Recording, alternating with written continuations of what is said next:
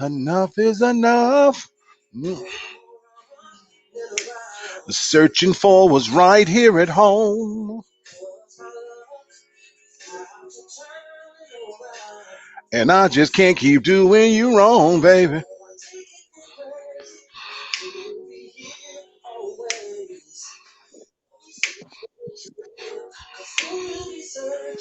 For another man. And I can't have that happen to me.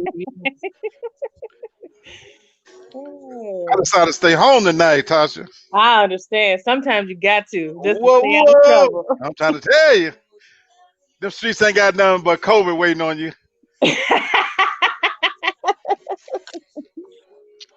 Yes, sir. I don't own the rights to this music, but it gets me there. This is one of those songs that takes me all the way there. And I want to start my 2021 show off with it. That I can stand no more. Got to get you some Markells in your life. Fuck that mute shit. Holla at your boy. Alexa, pause. What's up? What's up? What's up, McMac? How you doing this evening? I cannot complain. I am enjoying this nice break from work. It is the new year, so I am enjoying all of it. I love it. I love it. Well, welcome back from our little hiatus to our first show. Excuse me, audience. I started off with some bad language, but that ought to tell you, ain't nothing changed. It is what it is. You know what I'm saying? I'm glad Mhm. to have survived 2020. Um, be launching new shows for 2021. I think Mhm. they're going to be bigger, better. We've got some great, great surprises in store for our audience as we get started. As the audience, you guys know, for those loyal viewers who have been tuning in on a regular basis, Saturdays are my light days. This is where I like to keep the topics very light, something kind of fun, carefree. Wednesdays is typically when we kind of tackle those tough subjects. That won't Mhm. change. But I will say we've got some really cool things coming up right here at the beginning of the year. If in case you guys haven't noticed, I've changed my branding logo for 2021. I've got some other interesting things coming technically. I've got some big surprises coming down the pike about what we're doing with the show, who we're partnering with. So when I took off, guys, it wasn't just to twiddle my thumbs and sit around and drink eggnog. I was still in the background, trying to think of how to make this thing bigger, better for 2021. In case you guys don't know, I'm all in. I'm all in. Got some great things coming. I don't want to announce anything tonight, so just stick with me. We're going to grow this show one subscriber at a time if we have to, but we're doing it the right way, So, I appreciate everybody for coming on board. And so, for anybody want to join us tonight, we're here. But I do recognize people are still in that celebratory mode. It's Saturday night. Here in Atlanta, at least, the weather is ridiculously warm. We're talking 60s. So, people are probably out doing what they do. And as the song came on, as it said, I decided to stay home tonight. You know, It's not like that in Memphis. It's cold and it's raining outside, but that song still has an effect though, even with that weather. So that's what's up. That's what's up. So, yeah, you know, could be out doing some things, but number one, I work today. So, I got to get my mind right, coming down from one scenario to the next. But I'm looking forward to this conversation. So I'm ready for it. And so hopefully we'll get some people to join us. If not, we're going to do what we always do, McMac. absolutely. People don't understand that this is what we would be doing anyway. Yes, That's it the is. reality. We would literally be having this conversation going back and forth. We just have decided to have these conversations in public, in a public forum. So we're going to be talking about tonight, New Year's resolutions, the 4 stages of dating. And I thought this would be a fun topic considering it's New Year's, even though it's the second. But what do people normally do when it hits New Year's? The first thing people do, you hear it all the time. Oh my God, I'm going to do some things different. I'm gonna So, make some New Year's new resolutions. year, new me. Right. You hear all I'm gonna go on a diet. I'm guilty of it myself, and I don't know what it is about the new year that we think that, you know, we're going to get in gear and get ourselves together. And some of it is true, just for the record, some of it is true. Mhm, So I wanted to kind of do a little fun spin on the New Year's resolution kind of thing. And of course, here we talk about relationships, dating. mhm. So before I kind of lead where I'm going, what did you think of when as you've had a few days to kind of, absorb the topic when we're talking about relationships as it relates to the four stages of dating and resolutions? What did it make you think of? Well, naturally, like you said, of course, just being in the relationship, what it means to bringing in the new year and how it can evolve, how you could begin looking into new relationships, but also more specifically, what each stage looks like. I think a lot of times, for us, it's easy to fall into the same traps and we end up having the same relationships over and over again. But really, it's not, it's really taking each one of those sections, one of those stages of the relationships, and really breaking it down to see how am I really going to make a change. Let's stop doing the same things over and over again. Let's have a real honest conversation with myself and say, okay, how Wow. can I make each stage better? Wow. I love where you went with that. And that last part is the reason why I wanted to do this. You said, let's have a real conversation with myself. Hmm. We did a show a few months back called Man in the Mirror, and we talked about that. I think sometimes we fool ourselves, you know, when it comes to resolutions. Like, let's be honest, I want to lose weight, I want to go on a diet, but in order to do that, I would have to have that real conversation with myself and change some things. It doesn't happen automatically. And so I think the same approach should be taken when it comes to relationships. So I like that you said that, because there's all these sayings: when you know better, you do better, right? Hmm. You Supposed to. know, the definition of insanity is to keep doing the same things the same way and expecting different results. And I think too many times that's what we see. And so when I look back in retrospect at the year 2020, the pandemic notwithstanding and all of the other challenges that went along with that, I think about how many people who are in relationships who was caught up in that vicious cycle of not Hmm. really looking at what can I do different. And the thing about it, and Tasha, we've talked about this, and for you viewers out there, agree. You're welcome to post some comments, please, and let us know. But one of the things that the pandemic exposed, I thought, was relationships' strengths, whether they were strong or not. Yes.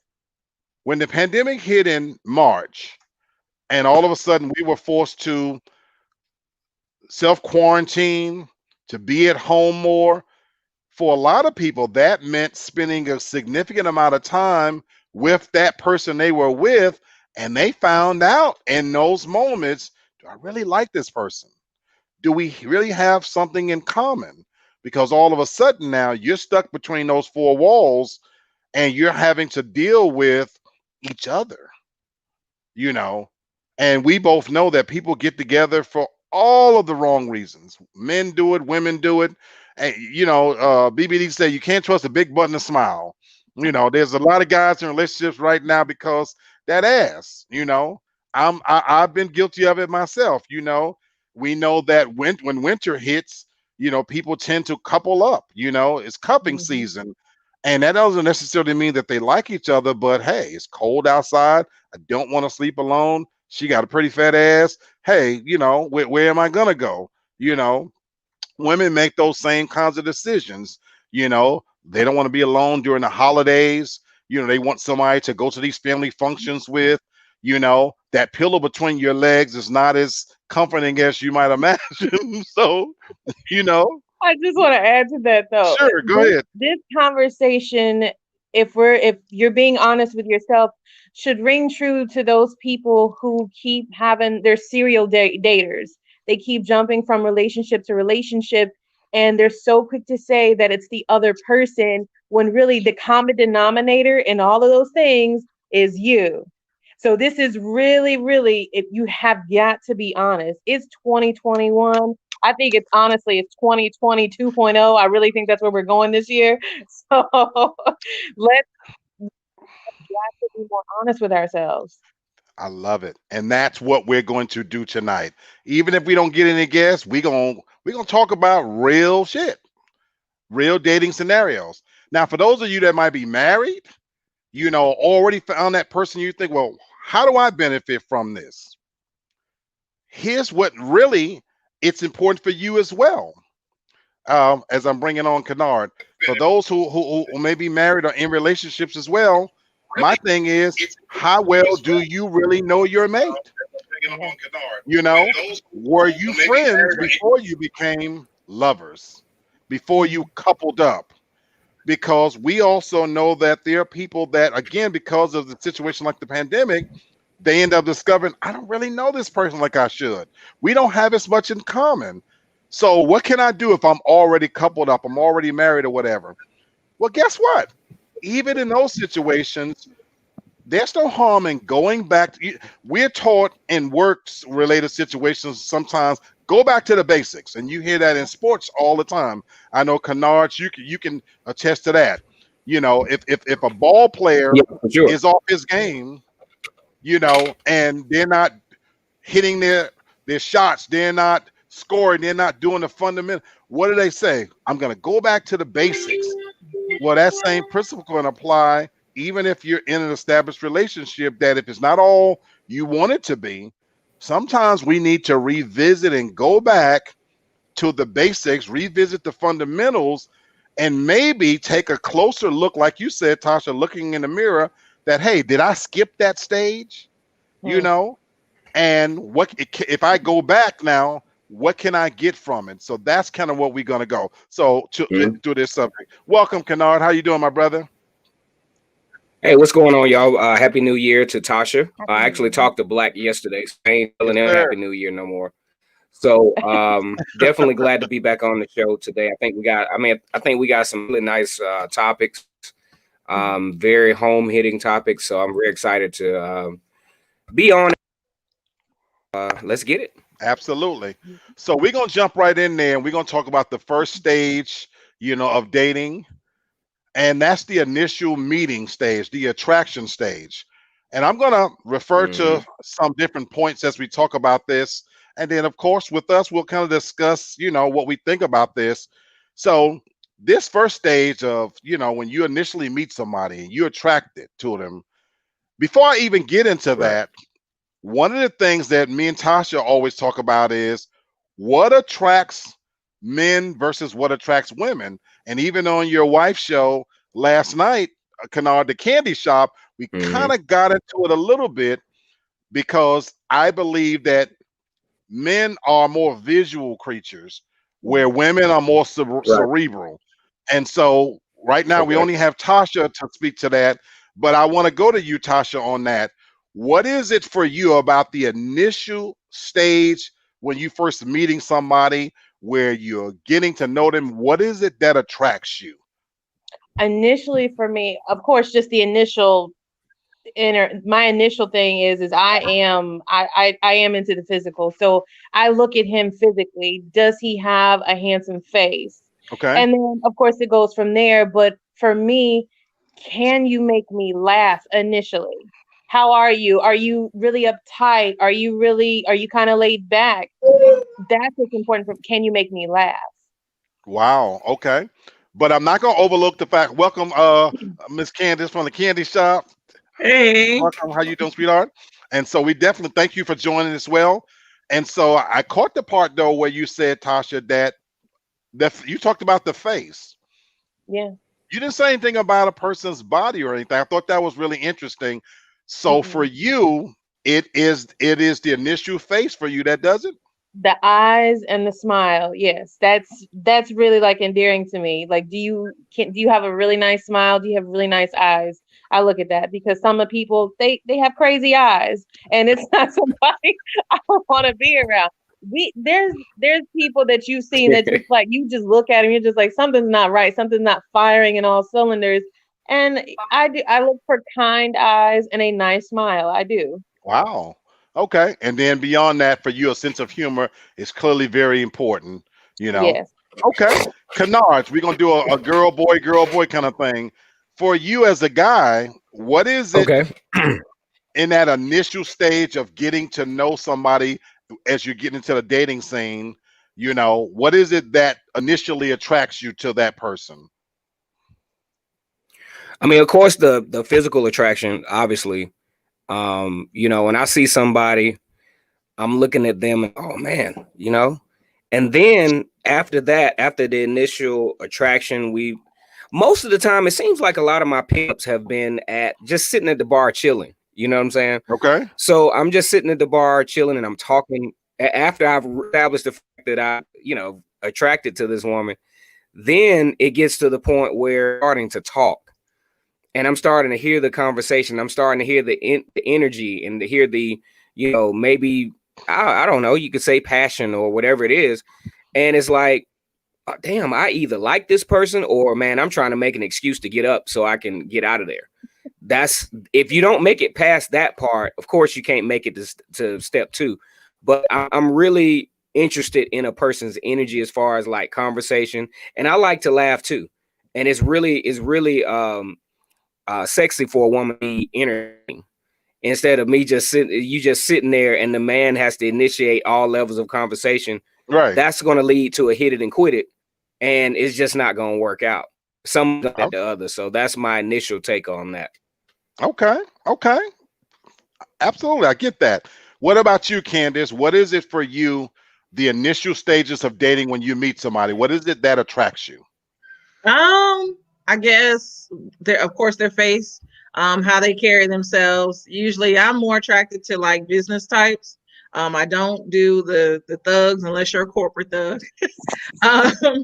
But it's how a man carries himself. If he can talk well, usually somebody that's college educated. Like, okay. I'm one of those people that I'm not gonna say a pimp could have got me, but I am intrigued by somebody that is very smart. Gotcha. Okay. Oh, I'm the opposite, Candace. Ted Bundy could have got me because if you're charming, you got me. and I don't know if you guys caught the beginning of this. We were kind of talking about when you know better, do better. So I'm going to say what it has been for me and where I'm planning on making a change in 2021 for me, because we're talking about New Year's resolutions, kind of, sort of. So for me, ironically, Tasha knows this very well for me. I never look at a woman's face. Mm-hmm. When I first meet a woman, I can't tell you what she looks like. I don't care about her hair length. She could be beautiful or she could be ugly. That doesn't matter to me one bit. I literally look at her body, particularly her ass. You know, I'm completely initially attracted by her body. And for me, I don't even get into the personality traits. I've been doing it backwards for so long that I'm at this place where, okay, Freddie, you got to do something different now, because I've rushed head into relationships based strictly on physical. I see something I want, I'm going to go for it, and I'm going to get to know her afterwards. And that hasn't worked, you know. And like I talked about on your show last night, Candace, that's where the 2s and the 3s and the 1s would come into play, you know, because you end up sleeping with somebody that, damn, I don't even like this person, or that dreaded next morning, if it makes it to that. Because again, I didn't look at her face. And so now in a clear light of day, and you roll over like, oh my God, what the hell did I do? You know, and I've had many of those moments, you know, and so I gotta, you know, you might not have as many, but seriously, and I found myself in those situations where, like, oh my, and so to think about, I was talking to a friend about this recently, and we were talking about our past and all the dirt we did. By the grace of God, to have escaped all of that, and the only thing I ever got was an STD, it's a true blessing. because I went there in so many different ways like that. Anyway, so that's the thing. But keep talking on that. I want to throw something at you guys since we still talking about this initial stage. One of the pointers that talked about in this dating stage, this first stage, they called it the talking stage, where it says that you've exchanged numbers, you do things on a friendship level, and get this, maybe even had sex, testing the waters to see if it's a growing interest. So in this talking stage for you, is there sex? Because for some people, they have this waiting rule. So anybody, is there a waiting rule for you? What do you think about it? Just in this talking, Tasha's already chomping at the bit, but in this general talking stage, you don't really know the person. Is there sex? Absolutely, there's sex. Because for me, if I can't risk waiting. I can't make that risk waiting to get to know you. And then after X amount of time, then we go there and then it's terrible. And it's like, I like you as a friend, but this could never be.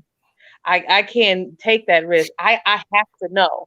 It may be the first date. It may be the fourth date. It for me, it just really depends on that person and our vibe. Because sometimes you may realize that it's just lust. After you sleep with him, that's it. There's nothing else there. I just needed that. That's all I needed. No, there's definitely sex in the first stage. Let me ask you this.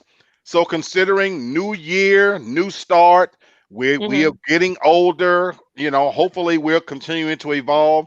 Do you still feel like that's how you're going to do it in 2021? So Absolutely. for you, that's right there. Still have to know. Okay. All right. Anybody else? Where does? Go ahead. My babies, it's a waiting time for me, and it's only that me. I don't think it's a right or wrong time to have sex with somebody. It's really what you're comfortable with. So for me, I tend to be more comfortable once I've gotten to know the person because I've dealt with some crazies, and so I don't want to gave them some and then they get even more crazier. And so I tend to like to wait. That's just me, myself. I like to be comfortable. So okay. What about you, Kennard?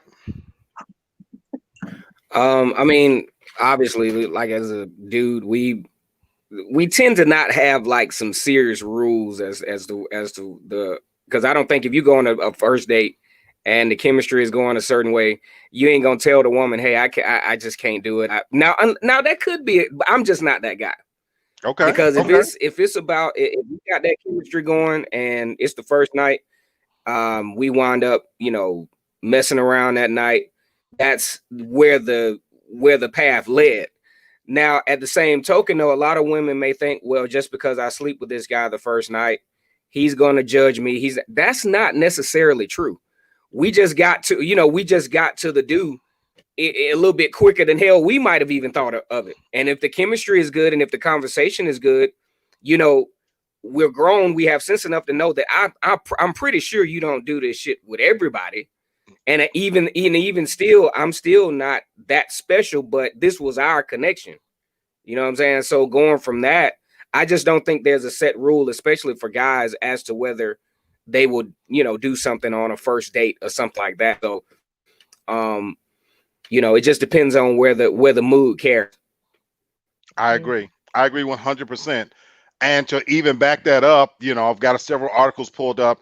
They talk about this first stage as the honeymoon phase, the euphoric stage, and even they went all clinical on it. So I want to read something to you guys. It talks about in this early stage, many people show a decrease in activity in the prefrontal cortex, which is the part of the brain that has to do with the negative judgment of people. The article goes on to talk about that in this stage, you pretty much like everything that person does. It's hard to find any negatives in this stage, and it made me really think about that in a real way, because me and my boy, I don't want to put names out there. We used to call it the great eye syndrome, in reference to the movie Lord of the Rings. When you first meet that woman, you don't see her flaws. and in that stage when you're in that honeymoon phase that you tend to ignore. I do. I'm gonna speak for me. I tend to ignore all the things that later on are probably going to piss me off. You know, I don't notice that she pops her gum when she talks, that she talks a little too loud when she's messing with her phone. You know, Yeah. all those little things that later is going to get on my nerves. But in this stage, that prefrontal cortex that it talks about, and then it was cool because it says the longer a couple can maintain suspension of negative judgment towards each other, the better chances they have of relationship success. Do you agree with that? Absolutely. I know Kennard probably agrees with it. Okay. Well, why you say that? Why you say that? Because they're in the beginning of our relationship, there was an incident that occurred, and he always felt like I viewed him differently, and that I just treated him differently because of some things that came up in the beginning. But no, I can say this: I went through my honeymoon phase with Kennard in up to 2 years into our marriage. And then by the third year, it started fading, and the real started coming out for me. And so now I think we've been married 6 going on 7 years now. So it's a struggle sometimes, and it just repeats itself because you just fall back in love again. Your relationship goes through different patterns. But yeah, those first 2 years I was in the honeymoon phase with him. And that kind of proves that statement that the longer you can sustain that, because you know what, Candace, for so many people, they get past the honeymoon euphoric stage so quick that they don't take the time to enjoy it. When I was married, I don't know if they say this anymore. How you doing, D? What's up, baby? How you doing? Hey guys. You guys are married. I want y'all to tell me if this is still the case, because I've been divorced for a long time. But when I was married, do you know that back then, even when you was 3 years in, you were still considered newlyweds, even 3 years in, because you still was getting to know that person. And until that point of that the longer you can sustain that level of not having negative judgments, you increase your chances of the relationship success, because you're allowing so much room for that person to grow and to not be everything. But I find that in these new relationships, people, they rush through that honeymoon stage, and all of a sudden they expect the person to be perfect, to be everything. So that's what I think. You know, I don't think they even give themselves a chance to even have a honeymoon stage. How many times do we hear of someone who they met 2 weeks and within the month they're moving in together? It's like, good Lord, do you even know anything about this person? They're really going to get on your nerves then. Absolutely. We see that with famous people a lot of times. They meet, next thing you know, they're engaged, they're married, and then we do this all the time, and we say, well, I give it a year. I give it 6 months, because you know that they don't really know that person. If that, you know, Tasha is way more harsh than I am. I try to give people a year. You know, Tasha's like, I give them to the summer.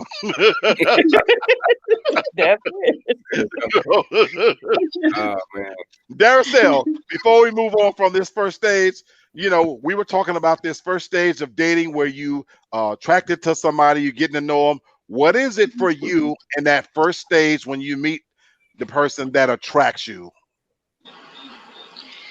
Usually with me, it's conversation.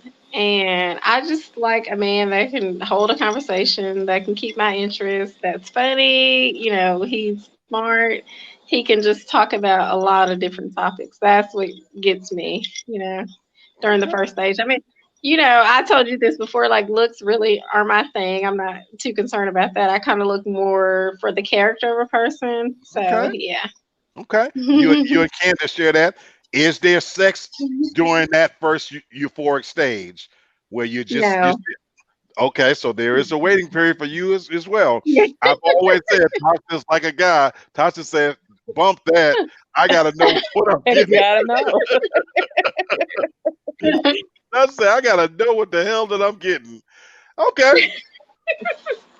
To me, that depends on what your end game is. If you're looking for a husband or whatever, you kind of want to make them wait, you know. But if you're looking to have fun, then it's whatever, you know. So Oh, so you bring up an interesting point that Kennard talked about a little earlier. That I think sometimes women think that the longer they make us wait, that some kind of way that's going to mean that we're going to be more serious about them.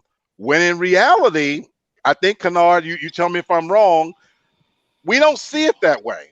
We really and truly don't see it that way. That in many cases that can backfire. That well, for me, you can't make me wait too long. I'm not a waiter.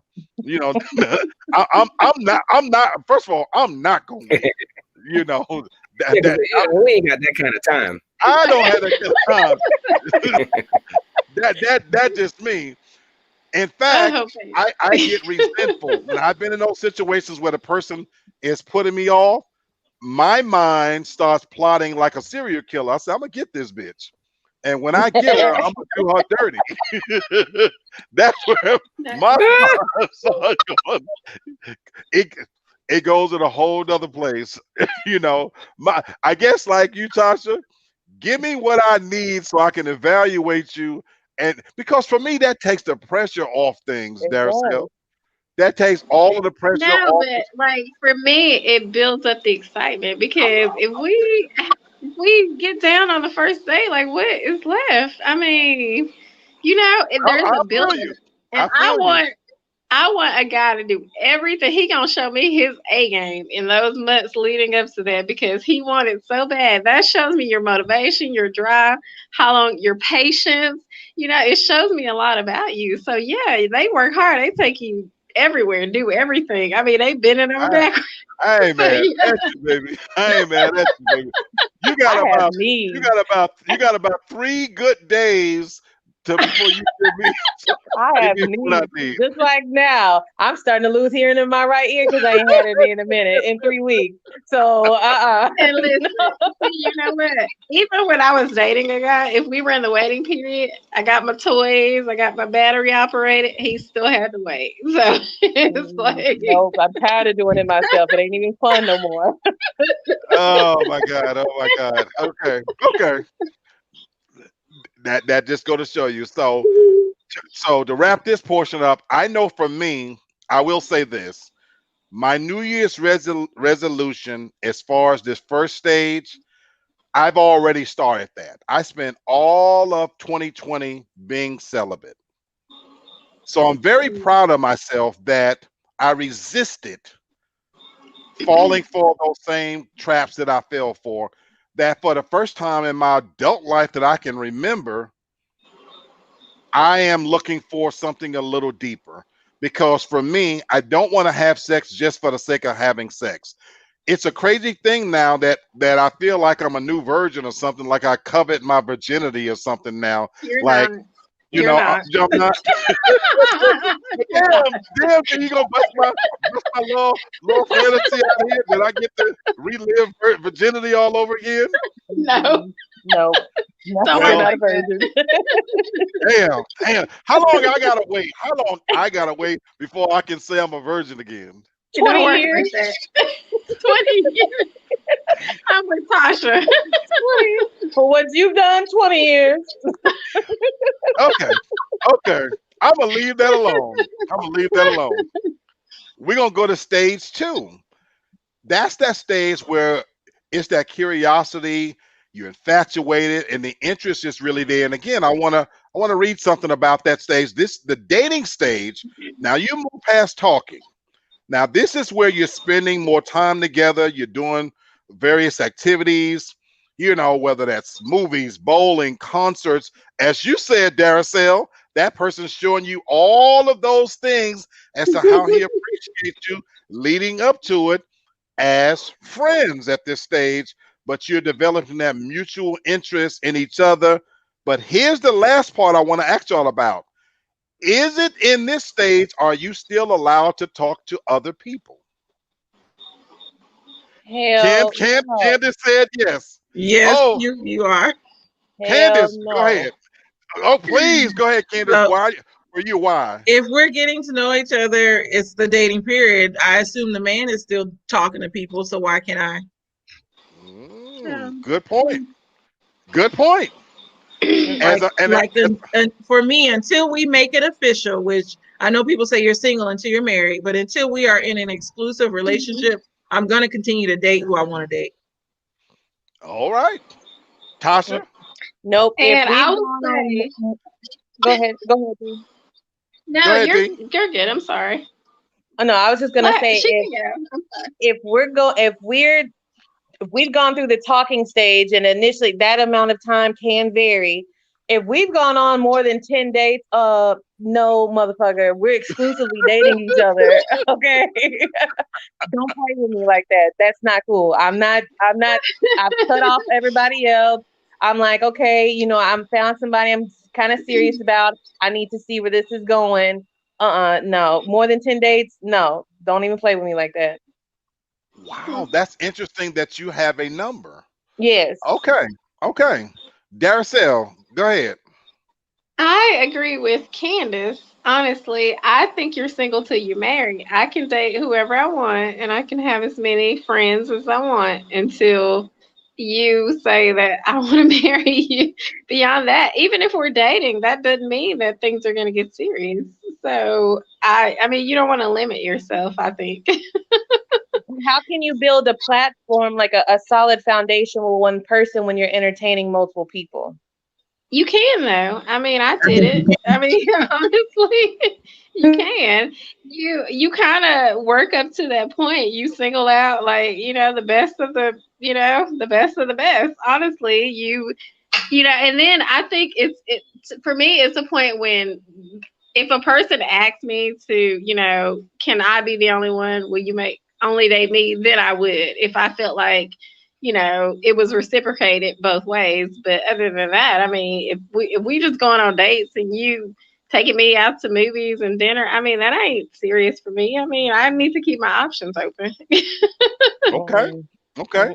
What do you think about this, Kennard? In this stage where now you moved on to dating, is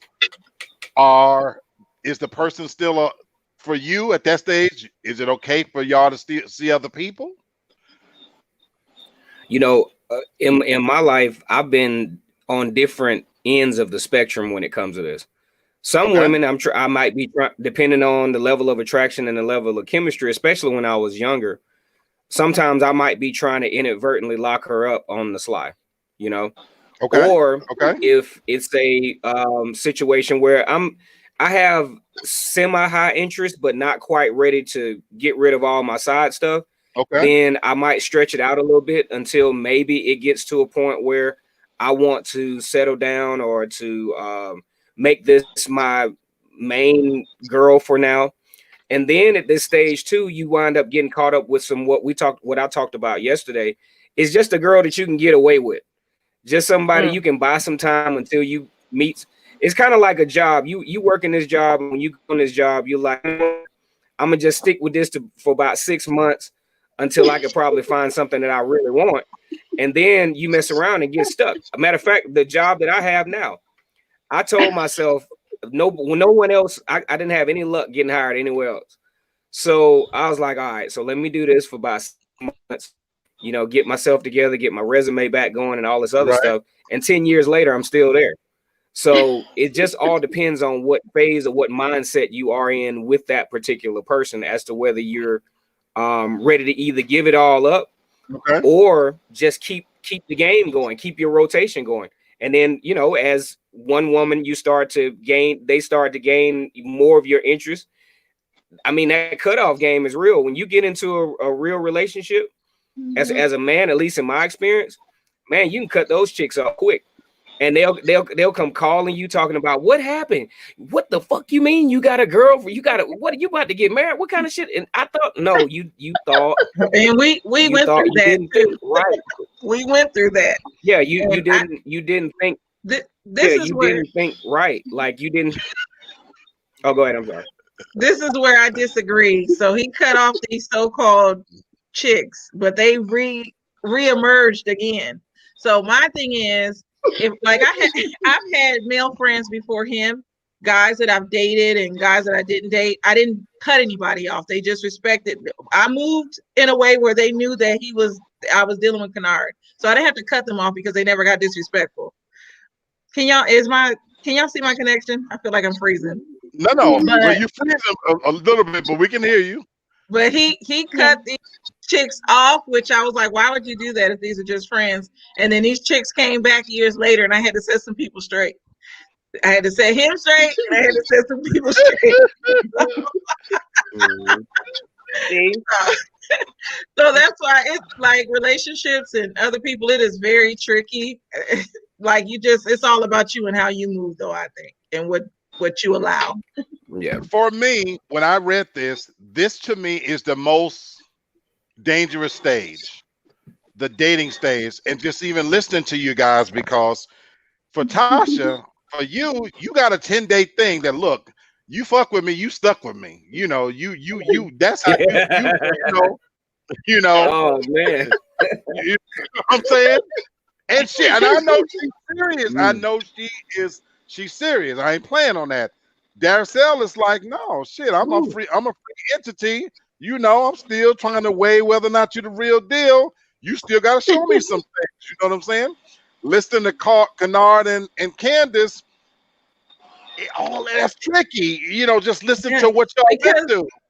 Let me say this. I just recently told him, because I guess he did not know that I was dating other people while I was talking to him. So I told him about this crazy guy. And he was like, well, you dating him? I was like, when we first started talking. And he was like, what? You was still dating people? That's where I'm going with this. This is the most dangerous stage, because this is where you're trying to, if one person might be falling deeper than the other, it's more serious for one than the other. I tend to lean with Darcel. In this stage, for me, I think you're a free entity. My expectation is you're dating other people. So I can't control, and for you've made your mind up. Oh, he's it. I'm going to put some curtains up in this motherfucker's house. You know what I'm saying? You know, because for me, I'm still looking around, feeling out things, because I like some of the parts that says, in this stage, you're not really trying to so much impress them anymore. You know, you're still trying to figure out, well, what can this person do for me? That's where I am in this stage. And so that's the most tricky stage for me, because of the timing of it all. You're, like Kennard says, you're with them for your reasons. And that's the crazy part, because those reasons could be, I love the analogy he gave about the job. You might be thinking short term. You know, I talked about in the beginning of this conversation about cuffing season. It might be just for winter. Look, I ain't gonna go nowhere through winter. I'm gonna stay with her through winter, and then I'm gonna look around. But like he said, you might fall deeper also when they're in that stage, and like, damn, because I'm gonna tell you guys this. I got married by accident, in a way. I truly got married by accident. I remember I went into this a little bit on last night's show. My wife, I had dated her mom, then her best friend. So I was dating her best friend, and we were kind of up and down in between. We had broke up for a couple of weeks, and this one particular night, I'm gonna tell you this short story. One particular night, my wife, who was her best friend, we was riding to see my girlfriend. Me, my friend, and my soon-to-be wife. I decided on this trip, which was going to take it was 38 miles to trip, so it was going to be about a 20-something minute drive. I said to myself, I'm going to fuck with her. I don't want to say her name. I literally said, I'm going to have a little fun with her. So I started flirting with her in the car. The trip, the 38 miles it took, by the time we got there, she was locked in, fully interested, because she took everything I was saying as serious, and I was just flirting. So we get there to my girlfriend, and that night was so weird, because now my girlfriend comes out of the house, and I'm reconnecting with her, but my soon-to-be wife is now like, oh no, you done said some shit to me in this car that now we kind of need to explore this. And it was a weird night. And make a long story short, by the time we left and got back home, my soon-to-be wife was like, look, I'm interested in you now. So, blah, blah, blah. And I was caught in a weird situation, that started by accident. And I didn't want to love her. I'm going to say it this way. I didn't want to fall in love with her. I thought that I'll play around a little bit and sneak around and cheat. And I ended up falling for her. It got to a point that the more time I spent with her, I don't know if it's ever happened to you, it got to the point where I was terrified. I was thinking, oh shit, I think I love this girl. Because it got to the point where I wanted to see her more than I wanted to see my girlfriend. So now it's like, oh my God, what am I going to do here? And that's literally how I started dating my wife at the time. It was kind of by accident. It wasn't planned. And so this dating stage to me is the most dangerous stage, So I saw somebody on here, Chifana Hills and Mills say, woo, I love that you speak your truth. Much respect. I tell it all how it is. This is therapeutic for me. I get it all out. So that's why I sleep like a baby. Just so you know that I don't. You know what? You are the reason, Freddie, that women keep their options open. Because what if I was dating you thinking that we about to get married and you in love with my best friend? No. Exactly. And this is why I say after 10 dates, you don't need to be talking to nobody else. After 10 dates. It's me and you. Deep. Oh my God. Oh my God. It's true.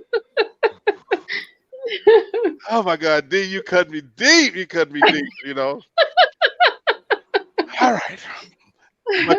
But at the same time, that's what this is all about. And I hope, I'm opening up, and I cannot be the only guy who think this way. Mm-hmm. My brother, I speak on it. I cannot be the only guy. Hey, I'm gonna tell you, most of my cloudy periods of dating have been in this stage. You know what I'm saying? Everything, the vision is kind of blurred during this stage.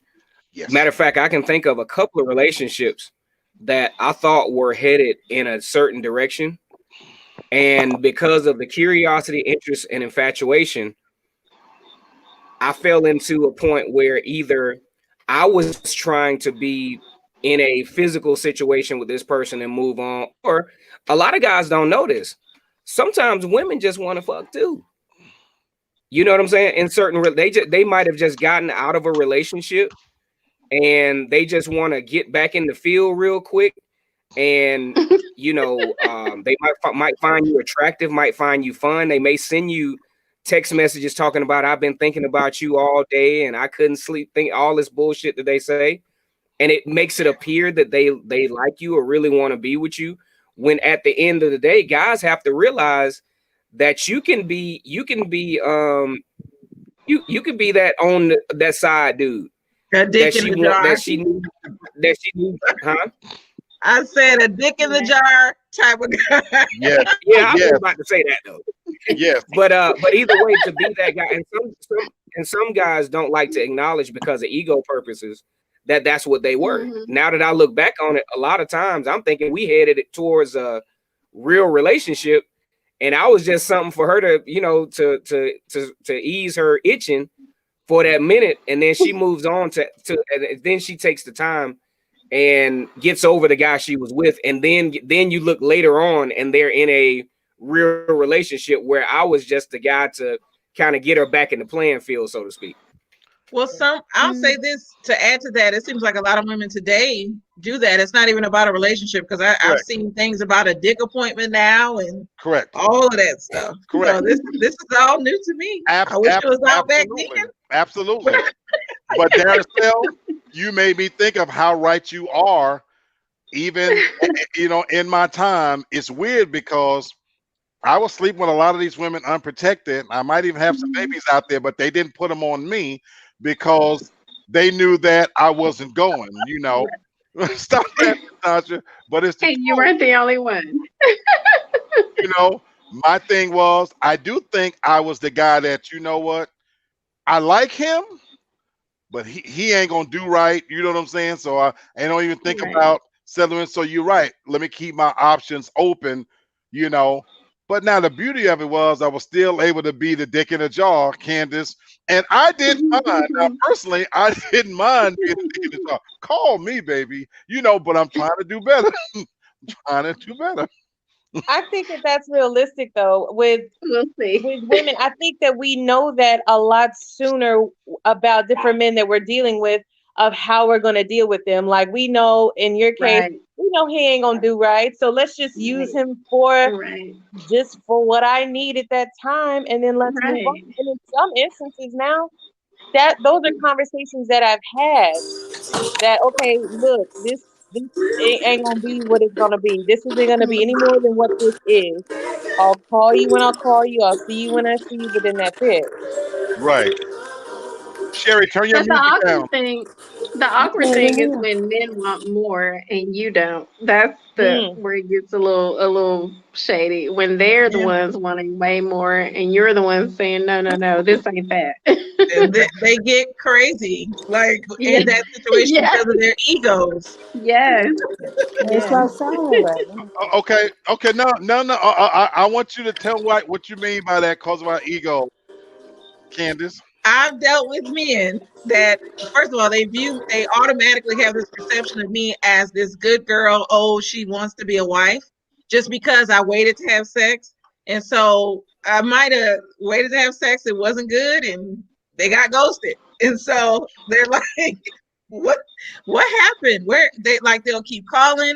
Okay, I did this for you. I okay, did that.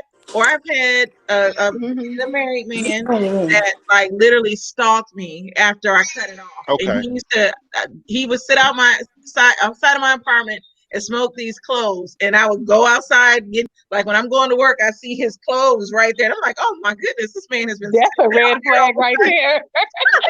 wow, wow, Mhm. wow. And then That's a when red he flag divorced right his there. wife, because I was I was with my first husband. We were going through our separation. He's like, "Is your divorce finalized yet?" Because I'm ready to make it official. I'm like, "Negro." Like I had to literally go to the police to get like a restraining order. Okay, Um, okay. I get that. I get that. And so again, that's why I think this stage is the most dangerous. You know, because you're still trying to figure out where you stand with each other, and like you said, Darcel, it can get real awkward if one person fall farther than the other, and that's why it's tricky, you know. So we lost Sherry. Hopefully we'll get her back. I know Kennard's going to come back on. Let's go on to stage number 3 because now it's getting a little serious. Now it's getting a little serious. You've been on dates. You got some stuff in common. You clearly still like each other, feeling each other. So, Tasha, we've hit this stage of dating exclusively. For Yes. you, it's 10 dates.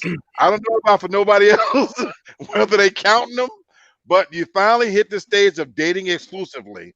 Now, this is obviously where you cut off everybody. It's all about you. You know, I'm just trying to get to know you. And so in some of these articles, one of the things it talked about calling this a stage of enlightenment, because this is where you become a couple. This is where mhm. both halves of the couple will notice weaknesses and differences or flaws. Cute habits might become irritating at this stage.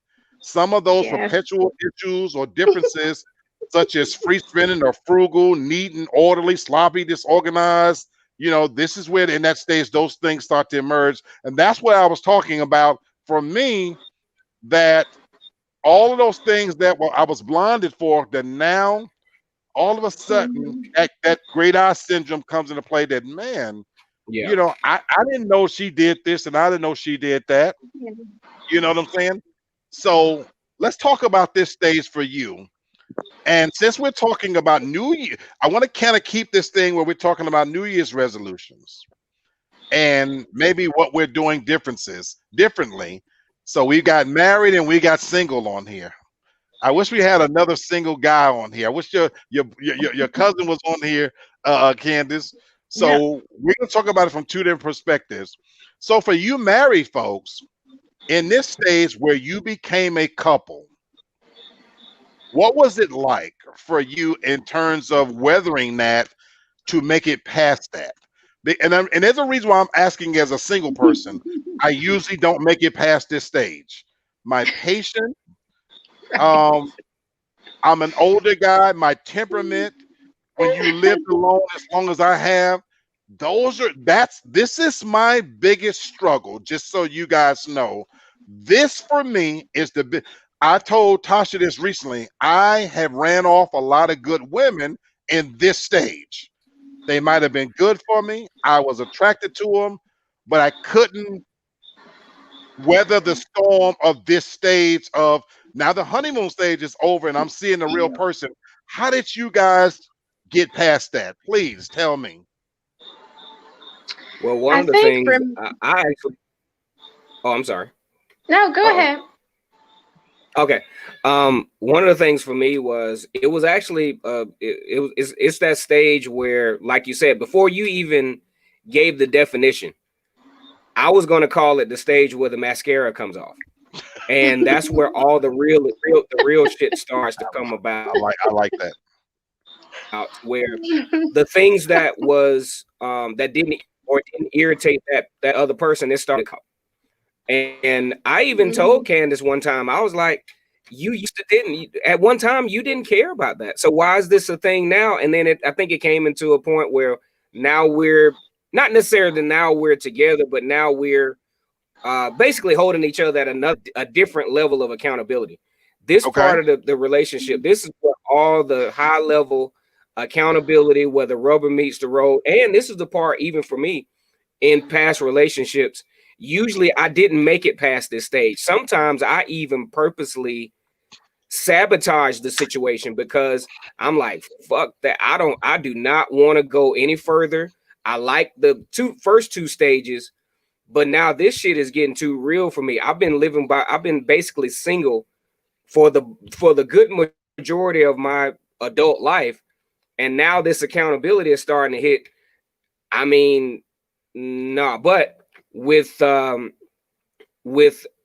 think this is the stage, if you can survive it, I think this is a stage to where, especially if done, I'm not going to say done right because everybody's situation is different, but if it's done in a real effective way, this is a stage that could actually lead to a potentially either long-term good genuine long-term relationship, right, or a good long-term genuine marriage.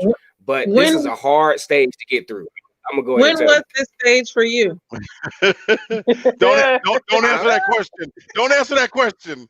Oh no, I'm gonna answer. Okay. No, I'm gonna answer it. The stage was when, like I said before, I'm a very observant person, and I take into account a lot of things, and I remember a lot of things. And like I said before, sometimes I would leave my clothes on the floor, or I would do certain things that in a disorganized kind of way. And all of a sudden, it used to be where you would look past. That's kind of one of the reasons why I thought, oh, okay, she might be all right, because I know I'm naturally junky. So I'm like, oh, she might be all right. But then all of a sudden, it's a problem. I'm like, this is going to be a long-term problem because this is something that I've never been able to fix. Let me say when that happened, though. When me and Kadar first started dating, I left a job in Texas and moved to Georgia and did not work for a full year. And so at that time, I was taking care of the home. It was easy for me to clean up. So a year later, we moved to Atlanta and I'm working now. So it's like I need help with the house and the responsibilities. And he's still throwing his stuff on the floor, not taking into account that I work 8-9 hour days like him. So it's like that was why that changed. But for me at that time, we were still in the honeymoon period. When it changed for me, when it seemed like we got out of it, it was when we were in our 3rd year of marriage. I got pregnant with Camille. I'm at AIU with our company with Black, and it was just, I saw the real side of him. I don't know. They say a lot of men cheat when a woman is pregnant. I don't think he did that to me, but I really feel like he viewed me differently, and I saw a different side of him.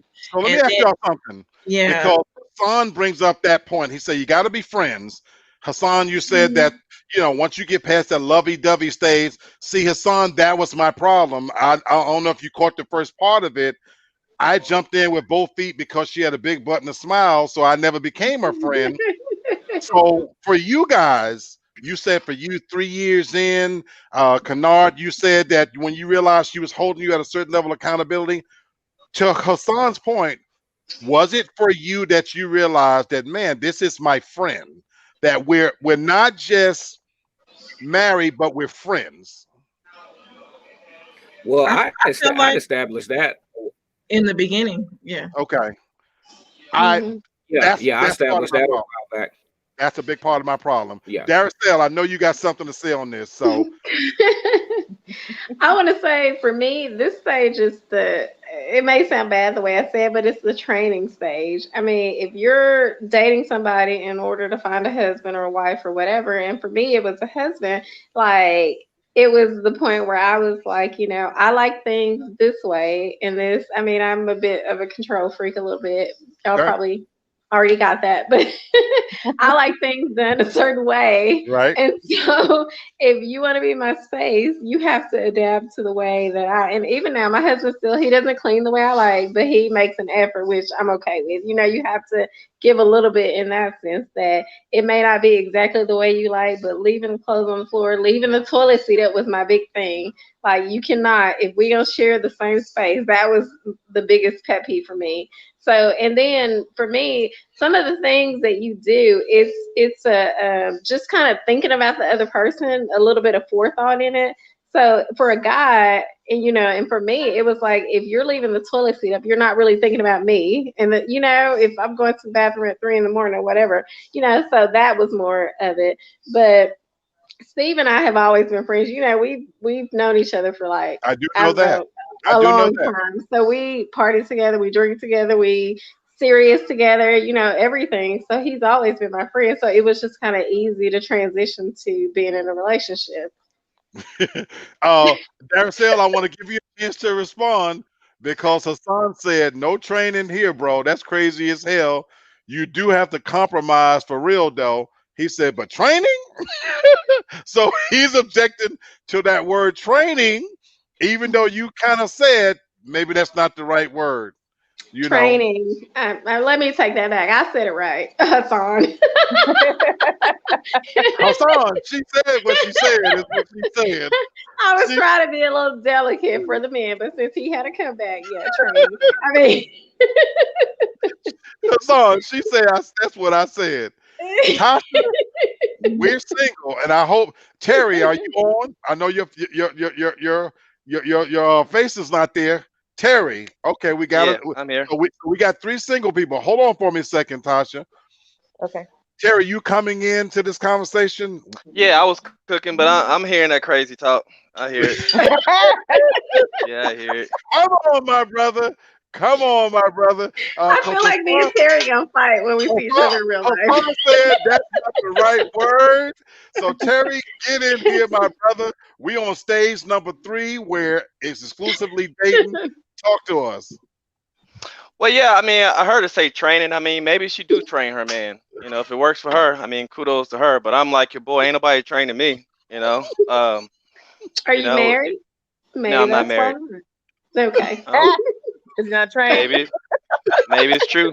Maybe I'm untainable. So hey, maybe I get it from my uncle. Who knows? But I believe that. Yeah. But then some other comments. I mean, it could go both ways. But I hear women all the time like a man should be, considerate and let the seat down. Like, how long does it take to let it down? Like a second? I mean, you just flip it down. Like, so what's the big deal? Like, why women always make a big deal about it? I don't want it. I don't want it down.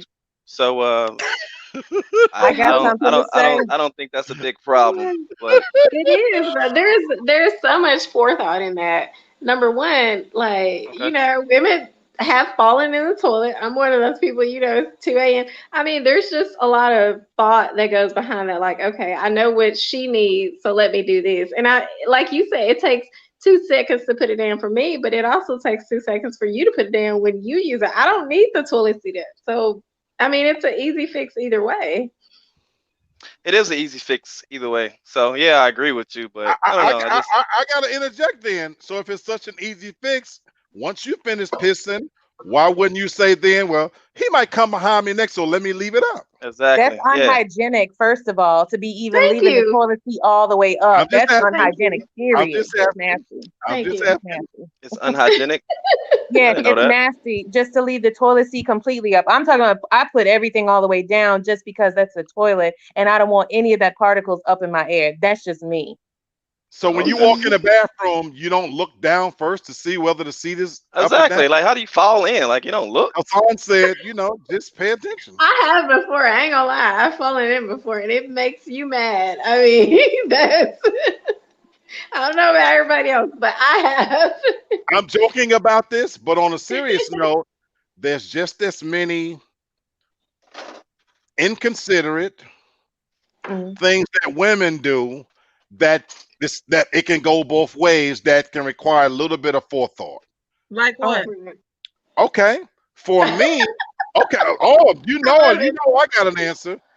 For me, I don't want to see no nasty hairs in the shower stall. I don't know where them damn hairs came from. I don't know if they came off your head, your pubic area. What the hell you been doing in there? You know what I'm saying? Thank you. That's pretty nasty to me. It be all on the carpet, on the floor, it just be everywhere. Like, man, vacuum this shit up. If we gonna go there, like The for guys real, do the same thing. Y'all shave. It's on the sink. It's I don't. like I mean, don't. I don't. But again, you get Some up in the men do. morning and you rush to Some put men your do. makeup on and comb Y'all your hair. pee all on the Now toilet coming seat, on behind the you. walls, on the floor. I don't know how y'all aim is so off, but Man, like, aim. does the toilet need to be up higher? Or what? It's like You like never master that. I don't know. You like never mastered. It seemed like you would, but it's hard. This is a It's hard harder. stage for me. This stage, the stage 3, because for me it really is make or break. Because I'm very open. I'm very honest, and most of the time you're gonna come to my house because I don't want to go to your house. I'm sorry, you're a man. My house is way more comfortable. I don't want to go to your house. And see, I got a problem with that, but okay. So, and when you come to my house, let's say like you're taking a shower or something, I'm looking at all of that, and I'm gonna hint to that, like, hey, don't do that. Don't leave that towel right there. Don't hang the towel right there. Like, please don't do that. I'm gonna say that. But after I've said it so many times, and it's built up to such a level for me, I'm gonna get mad because I have a lot of hair. I have 2 dogs. I'm very, very particular about my place. So you're never gonna follow up behind me and see hair in the shower and everything, or hair everywhere. That's no. I give her credit because I lived with her. I give her credit. But Tasha, I'm gonna put you on the spot, baby. I love you, but I'm gonna put you on the spot. control issues. I know. Darcel, I'm going to rope you in this. You brought up training, so I'm going to put you on the spot. Her last relationship, just so the viewers know, if he came over, he can't shower before she showers. No. He can't go lay in the bed before she lay in the bed. He has to, as long as she's sitting up in the living room, he got to sit up in the living room. Yes, I have control issues. This is my thing. For the shower thing, I don't want to follow behind you because I don't like to follow in the shower with someone and it's all hot and sweaty. Everything is all wet in there. I don't like my soap is none of that. No, fuck that. No. And then also the bed. My bed is, I'm very, very particular. I have to arrange my pillows in such a way. And if you get on my side of the bed and you get my sheets all hot before I get in there, get out of my bed. Just go sleep in the living room. Don't get in my bed. So her boyfriend worked at FedEx. He did a physical job and was tired and worked physically tired. And if he came over, first of all, she's not going to his house. She wouldn't meet any of his family members. She never took that boy even a fucking snack lunch up to his job. You can't access the property anyway. So there's gates. You can't go up there anyway. Come on, Tasha. You can't access the property. He's tired. He got to sit up till she ready to go to bed. Damn right. That's my bed. That is one place I would not visit. Does he find all his house in 10 days? I respect your rules. I mean, that's your house. You pay rent. You can make whatever rules you want. Thank But you, I Terry. deserve te- to, but I but would I will tell not him. be over there. Thank you, Terry. But I would tell him that you can stay at your house. He still made a conscious decision to come to my. I didn't invite him to my house every day. He invited himself. You're more Yeah. than welcome to come over, but there are rules when you come to my house. I'm sorry. I gotta go here for one more thing. We had a conversation, y'all, last night. We were talking about what is if what's a proper time for a man to come in. I gotta ask this question before I tell you what her answers were. Daracel, if Steve goes out, Daracel and Candace, if your husband Sabrina's on the goes way. out, Sabrina, if your husband goes out okay, and hanging all right, out thank you, with the MK. boys, hanging out with Oh, the y'all did boys. 5:30? Oh, hell yeah. Okay. I'm trying to mute his mic, but He's dealing with work. So that's okay. That's okay. But Daracel and Candace, if your husband goes out, he's out with the boys on a sports club. What time does he have to be in? What time do you consider the cutoff before you would say, well, that's disrespectful for him to come in? okay, so I know. Well, first of all, we live in Atlanta, so for me, I know everything closes at 2. So we're an hour from everything. So he should be walking in the door at 3. Anything past 3 o'clock is like, okay, what the hell is going on? Because what is the old saying? Only liquor stores and legs are open after 2 o'clock. Does it matter if it's a weekday? Does it matter if it's a weekday and a weekend? No, it doesn't matter for me. Daracel, for you, what's the cutoff time that is disrespectful if he comes in?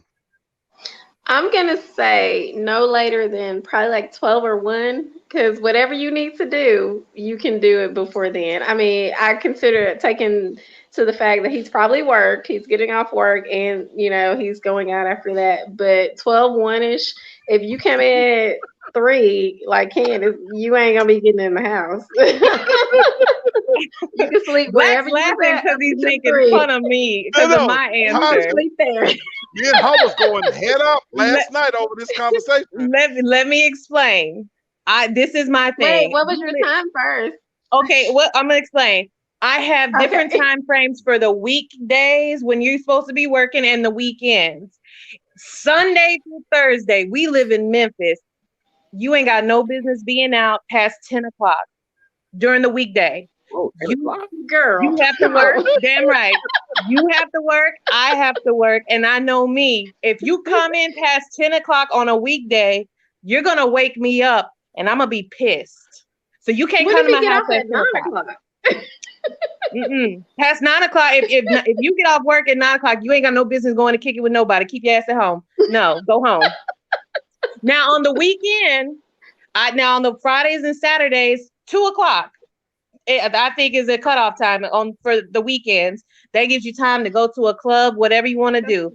But for the weekdays, no, you have to work in the morning. No, you're not going to be disturbing my sleep because you want to be out partying and kick. It's Memphis. Ain't nothing open that motherfucking late here. Nothing. We argue because she's deadly serious. I've seen her actually hold the guy to that standard. Yes. And I told her I love her. It couldn't be me.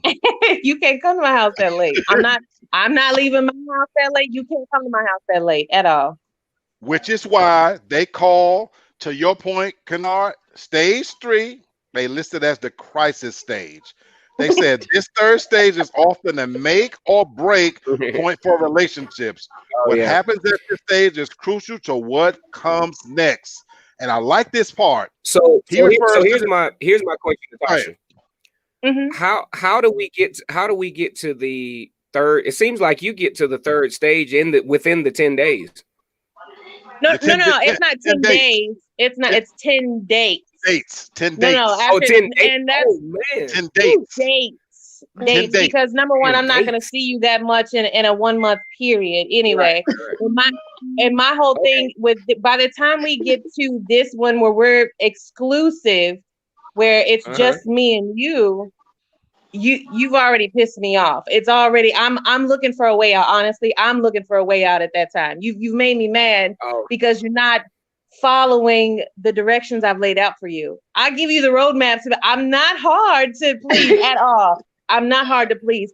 but please be respectful when You you come to my sound hard house. to please. I'm Yeah, not. that- I'm that- really not. Because I'm a I would woman. be- You I see would me, be you see afraid me, to right? say What too. if a I'm man holds you to the same standards that you hold him to? Would you be please, okay with that? please hold me to the same standards, please, because I'm not doing anything like that. Please hold me to the same standards. I'm gonna But be it, just as Even the respectful. shower you thing, the sound, control thing, she sounds like a warden at a I- Yes, prison. I am. I am. Even to the shower thing. This is my thing. It's like I understand everyone wants to run their household a certain way. And that's why Right. for me, I could say, okay, I just won't come to your house, or I'll come already showered to your house. Things like that. That's what I would Mhm. take into consideration. I'll come Yeah. pre-showered. So I got a question. And that's why I wanted to explore this, and we talked about this in really, really good detail. So Tasha, I'm gonna Yes. start with you. We're Okay. talking about. I'm not picking on you, baby. Just so you know. Oh But no. the name of the topic is New Year's resolutions, 4 stages of dating. I'm gonna ask you again, and seriously, for 2021 going forward, would you change anything about that? Possibly, yeah. But Okay. this is, in all honesty, I know how controlling I am. Okay. Black, you know, from I having been with know. me, you I know know. how controlling I am, and everything has to be just so. So yeah, no, that's legitimate. Like I would work on that, Okay. absolutely. Okay. And So that's kind of for real, for real. It's funny at the same time, as single people, we're trying to get to where you are one day, hopefully. And so my thing is, she knows that I talked to her about this with love. There's certain things you gotta get. There's got to be some give and take in there to where. And what I've said to her, for instance, is that if I'm a man, I'm dating you. Somebody talked about a male ego earlier. Please come up to my job and bring me a damn sandwich, so that at least my ego, my coworkers can see that I got a woman that give a damn about me. if you You know can what I'm saying? access the property, fine. But You know, some properties don't. FedEx Okay. doesn't allow that. They Okay, don't allow okay, that. okay. So let's eliminate that out. Let's eliminate that out. But you know what I'm saying? That like, show Right. me that you know that I matter too, and that damn, give up some of the control that that man come in. He want to lay down. You don't have to be in the same room with him, looking at you every minute. And Right. if the bed is warm a little bit on your side, well, damn it, just get in there and shut up. Now you know that wasn't the only thing. He would like to get in the bed without being showered, and that would piss me off too. That's a whole nother. nasty. That's a whole nother conversation, right? That's a That's whole nasty. nother. Now that part, that's a whole nother conversation. Right. That's a whole nother. But I'm just The saying, biggest like, part of relationships, though, dating or married, is compromise. And you got it. You're not going to get everything you want, and he's not going to get everything he wants. But you Oh, I guys know. meet somewhere in the middle where everybody is happy. And that's how you have a long, successful relationship, marriage, or whatever. As long as you got all the control and he feels like he your subordinate and he in jail and you the warden, I mean, it's never going to work because he always feel like you got something on him. But you know, that moment where you're willing to give a little bit, even just the shower. I mean, say you can lay down on my side as long as you shower first. I mean, that might be the first No, step. no, I'm not compromising on my side of the bed. I'm not. now let me add this, but let me add this last part in there too. Stay Now, over there. to the guy's fault, he was not a strong guy either. Right. He was not a strong guy either. So I will say that. Well, we could tell that. Yeah, Exactly. Because here's But what I will tell you A about strong man, yeah, that's not gonna work. If there's a strong man, it's not gonna work. Here's what I'm gonna tell you. Her situationship, he ain't going. He don't pay me no mind at He all. ain't going for that. He And that's don't what pay I me like no about mind. him. Thank you. He gonna come in and tell her, look, you know what this is. He And do what don't he pay do. me no mind at And all. He fellas, laughs at it. He thinks it's funny. she loved that shit. So Shit is kind of you know funny. what I'm saying? That ought to tell you that whole demure, I'm gonna respect your every wish kind of shit. That don't always work. Like I said in Candace's show, pull her hair, put a rope around her neck and a belt, and handle your business, partner. I'm gonna tell you. So anyway, anybody got anything to add before we go to the final No, stage? I wanted to say I echo these thoughts, but also in a relationship, you have to remember you're two individuals and you still have you. So I guess for me and my husband, the reason why we work, we still remember that we were two separate people prior to our marriage. We both need our me time. And so just like he goes out, I go out. That. So I like that. so it's yes, marriage is a compromise, but you still know you. I'm not so deep into my marriage that I've lost myself. That is a brilliant point. When I was married, the reason why we were able to stay married so long, we always, at our best, we lived in a 3-bedroom, whether it's an apartment or a house, because that allowed her to have a room for her to do her whatever she did in there.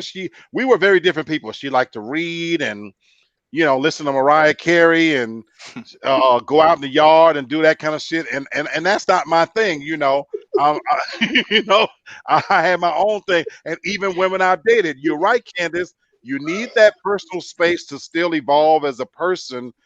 And me and Tasha was talking about this the other day. I have a king size bed.